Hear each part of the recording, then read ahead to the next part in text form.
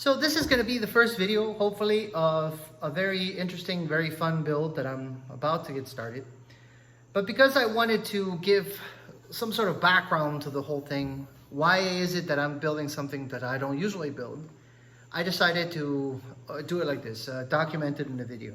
And if this works out, and if it's fun, and it doesn't stress me out, and if it gets some traction, I might just start filming all the builds that I make.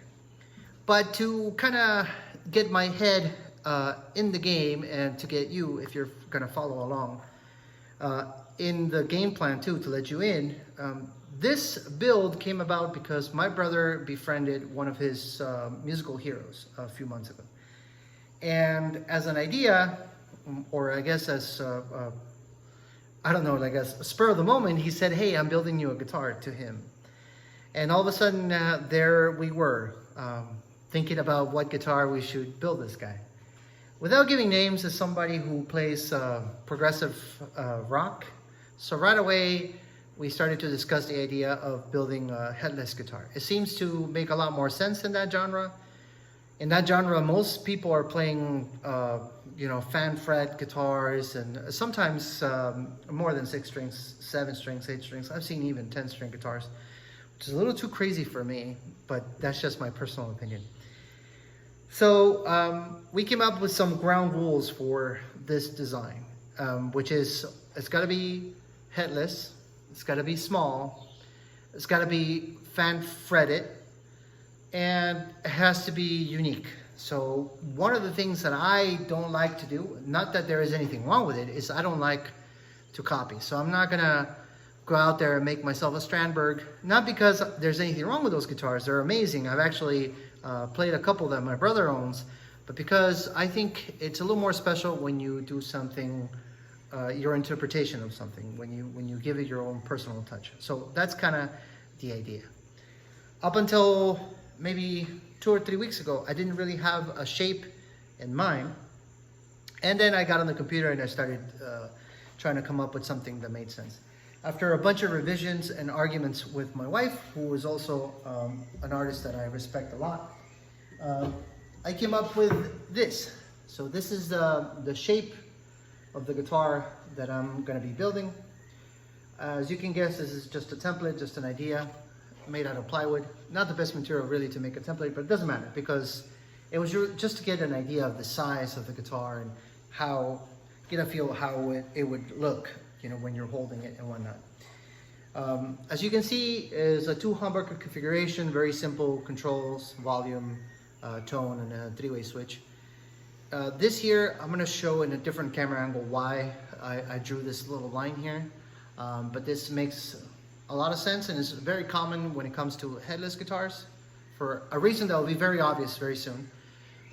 Some arm contours here, and this is just going to be decorative, I guess, but to me, it makes sense. So of course, this is just some rough outlines, a rough idea of what it is that I'm going to build. And I also have a template that I'm going to be using for the neck, which is this one right here. This is actually my master template. I should make copies of it because I've been using it for years now, and this is kind of like my standard neck these days. But as you can see, it doesn't really have a headstock, and it kind of works out for this build because it doesn't really need one. I just kind of need to do an extension, and that's going to be something that I'm going to worry about a little bit later. So let me show you some of the lumber that I have and more or less what I'm going to do on this build.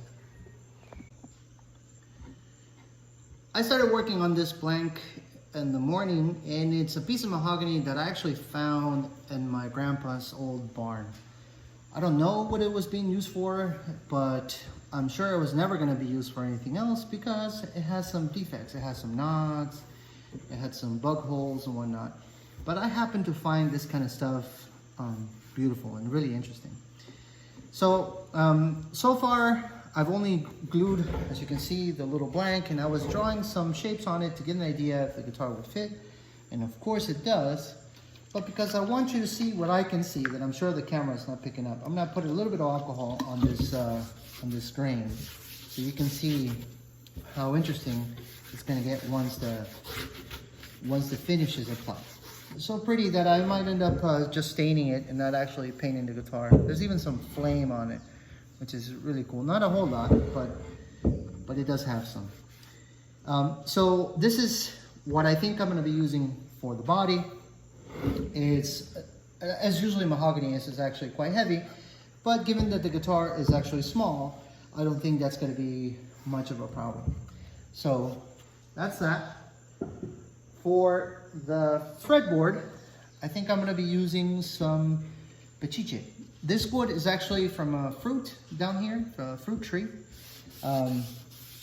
It's quite beautiful, but more important than the beauty, well, of course it is very important, this is actually very, very hard lumber. I don't have a way to grade it in the, what's it called, the Genka rating? I think this, I'm sure somebody can correct me if I'm saying it wrong, but it feels just as hard as a rosewood. And of course, it being kind of yellow and having this really interesting gray patterns makes it, to me, extra special because it's quite unique. And so I think this is going to be the fretboard, at least for this build. This build might become 2 guitars. We'll see. You know, if it comes out awesome, I'll just build another one, or I might build 2 at the same time.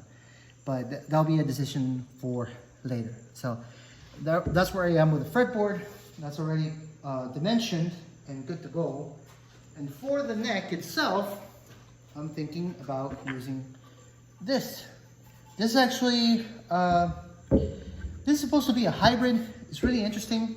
It doesn't have a whole lot to offer when it comes to figure. It's pretty plain looking, but it is extremely stable, which is what matters the most, I think, for necks.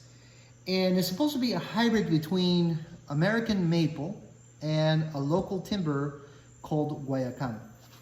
And it's still too thick. I have to work on it some more, plane it some more. But as you can see, my neck fits in there just without a problem. So this is probably going to be where the neck's going to be. So that's a combination there. These two woods for the neck. Now I do have a little dilemma, I guess, or something that I'm debating myself about. Because I prepared some weeks ago now a top. I prepared a top because I thought I was gonna use it in my next build. But since that mahogany is so pretty, I don't know if I'm gonna put a top on it. I might not. I might just build a guitar with that mahogany.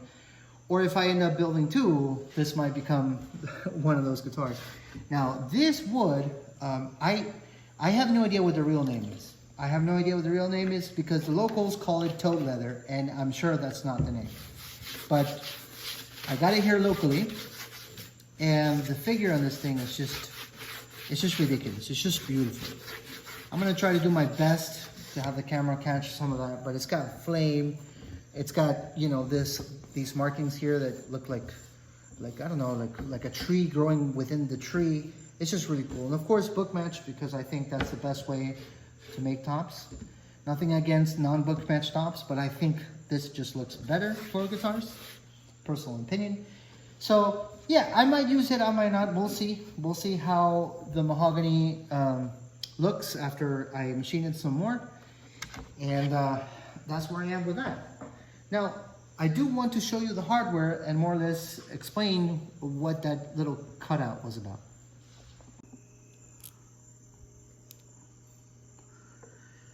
All right, so this is the hardware that I got to work with. There's actually a bunch of choices these days that you can get for headless guitars. You know, obviously because it's headless, you need a way to tune them. So all these bridges usually have some sort of knob, some sort of mechanism or wheel to tune the string. This one is quite simple to use. There's like a little carriage in there. You put the ball in there, and by twisting it, it pushes it back, and that's kind of how you tune the string.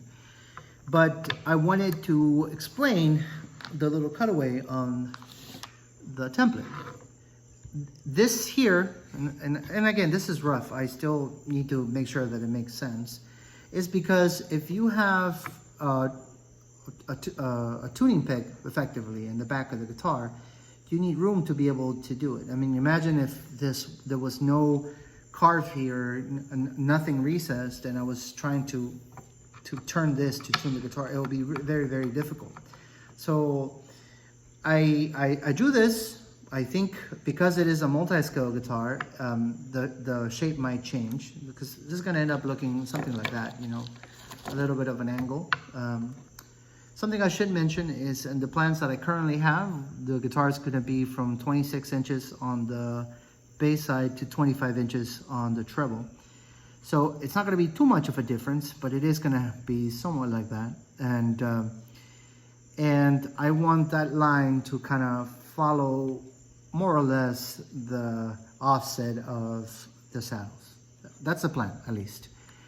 And as you can see, I am also going to be putting 2 humbuckers in this guitar, and that's another decision that I need to make. I have currently some Seymour Duncans somewhere. I have some pearly gates that I might use if I don't feel like making pickups, but it is something that I also enjoy doing, so I might get inspired to build some for this guitar as well. This is one of the examples of the pickups that I make here in the shop.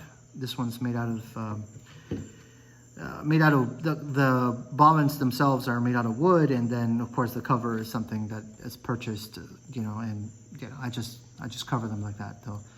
So I might use something like this. Maybe not this one. The wood itself doesn't make too much sense for this build.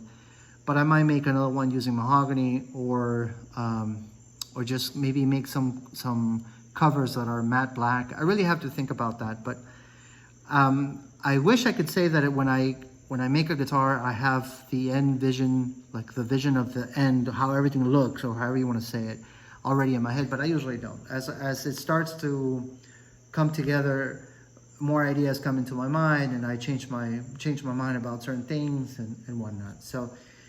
That's kind of how this bridge works. Going back to the bridge conversation, of course, it comes with all the hardware. One thing that I found really interesting is how the string retainers work. I'm going to show you here just one. They're all the same, obviously.